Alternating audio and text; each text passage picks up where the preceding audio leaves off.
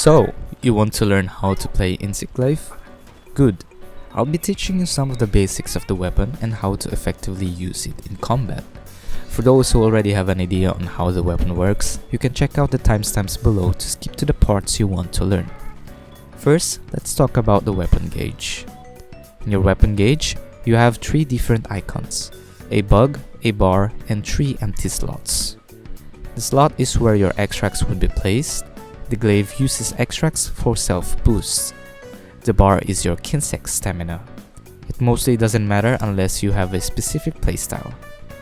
And the bug represents your current extract that you got from hitting the monster. Let's talk more about the extracts. Kinsect Glaive have 4 different extracts that have their own benefits. We have red, white, orange, and green, wherein the latter is not used for the 3 slots. But what exactly do these extracts do? Obtaining red will allow you to charge your heavy attack for a strong move. Obtaining white will give you increased movement speed and vault height. Obtaining orange will increase your physical defense by 5%. And obtaining green will instantly heal you. But each of these buffs is weak on their own, and whilst it is important to combine them with other colors for better bonuses. For example, red plus white gives you a bonus 10% attack increase, and white plus orange gives you an additional 5% defense. Unlike in previous games, having red and white is enough to make the glaive work, and whilst it is mandatory to always have 3 buffs together. Obtaining the 3 buffs will further improve your bonuses and will finally make the glaive attack faster and less clunkier. With the 3 buffs, your previous 10% bonus attack will become 15%, and you will gain a free level 1 flinch free, level 1 earplugs, level 1 windproof, and level 1 tremor resistance. This will be all available throughout the duration of the extract. When you combine the 3 buffs together, they will all expire at the same time. They will last for a total of 90 seconds, and there will be an indicator 10 seconds before the buffs expires. This duration can be increased using the power prolonger skill, with level 1 giving additional 10 seconds, level 2 with 15 seconds, and level 3 with 35 seconds. Do keep in mind that once the 3 buffs are set, you cannot refresh the duration in any means. Getting the extract is very simple. With your weapon unsheathed, hold R2 for controller or R for keyboard to enable Kinsect aiming mode. Left click or triangle to deploy your Kinsect, and right click or circle to recall it. To obtain extracts faster, you can hold your triangle or left click button to charge your Kinsect and aim at a part. This will make your Kinsect pierce the monster, obtaining 2 buffs at the same time. But you can also get 3 buffs on certain Kinsects. It is easier to get the extracts in wilds, as there is an indicator in the aiming mode. But for quick reference on where to find the extracts without struggling to find it through aiming mode, here is the general location for them. Red is usually found in the head. In some cases, it can be found in offensive parts like forearms or tails for Rompopolo, but not in the chains of Arkveld. White is usually found in movement parts of the monster. This can be mostly found in legs, hind legs, and wings. Orange is found on the defensive part of the monster. In most cases, it would be the body part, while green can only be found on specific monsters. Some monsters have green on their bodies or tails. Keep in mind that not all monsters have green extracts. Now, let's head to the most important part, the combat. Before we start, I will use a generalized term for the inputs to avoid confusion on which button to press. Light attacks will be your triangle or left click input, while heavy attacks will be your circle or right click input. Whilst introduced focus mode. Glaive focus mode allows your Kinsect to attack alongside your weapon. This can help dish out additional damage while you execute your combos. It is important that you are always in focus mode whenever you attack with Kinsect Glaive. This can be ignored if you are using your Kinsect for powders. You can make your Kinsect automatically attack an enemy and constantly release powders every 5 seconds. You can do this by using your Kinsect aiming button, which is R2 or R for keyboard, and clicking R1 or your focus attack button in keyboard. This will mark the monster, allowing your Kinsect to attack it automatically. Keep in mind that it uses your Kinsect's stamina. It will automatically come back to you when the stamina is exhausted or you manually recalled it. Insect Glaive boasts its high mobility, which means you have attacks that you can use for mobility. First is your sidestep attack. You can do this by having any movement input plus light attack. Now, sidestep attack can be done in two ways, one as an opener and the other as a combo. Sidestep attack as an opener can only be done in a single direction, which is forward. However, if you use sidestep attack as a combo, you can move forward, backward, and sideways.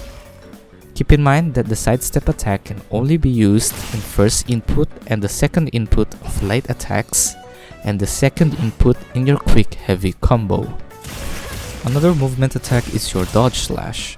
You can do this by having any attack input first and then backward movement plus heavy attack. Be reminded that this attack does not have any iframe but only gives a safe distance between you and the monster. Now that you know the movement attacks for Glaive, let's talk about the combos. Here are the very basic combos for Insect Glaive. You have the bread and butter combo, 3 light attacks and 1 heavy.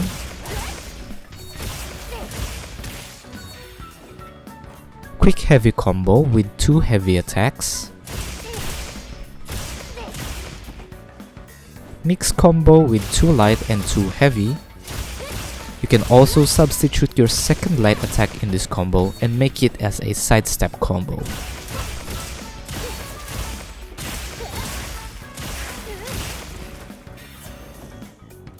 Lastly, the combo that you can infinitely loop, 2 light, 1 heavy, and then repeat.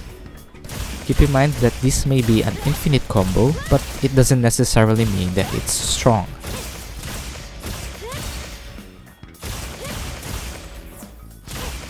In Wilds, we have new sets of moves for Glaive. We have Descending Slash, Rising Spiral Slash, and lastly, Descending Thrust. Although Descending Thrust already existed in previous games, it is now executed differently. To execute Descending Slash, you need to hold your heavy attack button to charge it. Once it's charged, releasing the button will execute a 6-hit continuous attack. Be reminded that you cannot dodge or cancel the animation of this move, so be careful on using it. You can charge Descending Slash twice, with the second charge giving more damage. Additionally, you can charge it mid-animations of your attacks, so whenever you are executing a long animation attack like Tornado Slash, you can instantly charge by holding the heavy attack button. An important thing that you need to know is that you can execute light attacks while charging your heavy attack. This is helpful to wind up your Descending Slash to max charge while dealing damage, making it way better than just holding your heavy attack button till it charges while standing still. So how do you effectively use this attack? I will give you different combos to use your Descending Slash. First combo is your double light. You can execute this by performing a light attack and then quickly holding your heavy attack during the animation, followed by another light attack and then releasing your heavy attack. You can modify this move by making the second light attack as a sidestep combo, making it hit more and provide repositioning before you use Descending Slash. Another combo is the Tornado Slash combo. You can use this by performing a light attack followed by heavy, then quickly hold your heavy button to charge. After the animation of the Tornado Slash, you can quickly release the heavy attack button. In some cases, if you're not quick enough, you only get a level 1 charge of Descending Slash. The last combo for quick execution is your light release. Similar to the first combo, but removing the second light attack. You can execute this by performing a light attack and then quickly holding your heavy attack during the animation. Afterwards, release the button to execute Descending Slash. Now, this is a quick execute, which means it can only charge up to level 1. Descending Slash can also perform offset, although doing this is quite tricky compared to other offsets. In doing the offset, you need to keep in mind that the first swing of your Descending Slash is the only window to perform offset. If you notice, Descending Slash will have a swirl animation, where your glaive will go from left to right, and spiral back to left. This is your offset window. Only in this window that you can perform your offset, meaning you have to time your attacks so that your glaive can collide with any monster attack during this window. You can perform this in any direction. That is why sometimes you might have encountered offsetting an attack you didn't mean to. The key point here is to make sure to collide the glaive during the first swirl to perform the offset. It may require some practice, but I recommend going against real monsters rather than the training area. Now let's move on to the Rising Spiral Slash. You can do this by pressing R2 or R plus heavy. This move can only be executed in two ways, after descending slash or descending thrust. This move will also immediately remove your 3 extracts regardless of the timer. Keep in mind that the moment you press the button to execute this will instantly remove the extracts, so if you got hit during and even before the attack animation, your extracts will still be gone. During the animation, your Kinsect will also attack alongside with you. This means the Kinsect will gather extracts on the monster part it hits, not what your glaive hits. This attack is considered as aerial or jumping attack, so equipping the airborne skill will make it stronger. So the question is, when is the optimal time for you to use it? There is no rule when to use it, but instead you need to be careful when you're executing it. Make sure that the monster is not thrashing around, which can cause you to get interrupted and thrown away. A good position to execute this is between the head and the body of a monster. Additionally, you can do this when the monster is recovering after getting downed.